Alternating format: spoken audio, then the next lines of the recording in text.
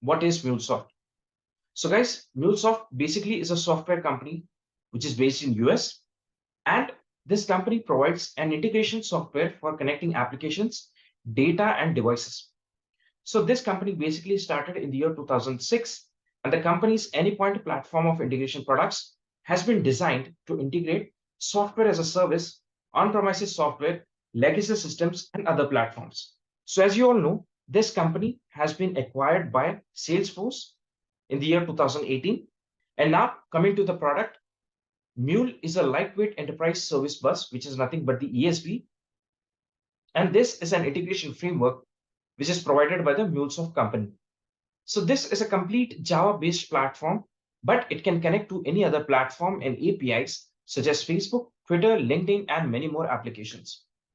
MuleSoft allows developers to connect and interact with any application regardless of whatever language is used to build that application in a very flexible manner.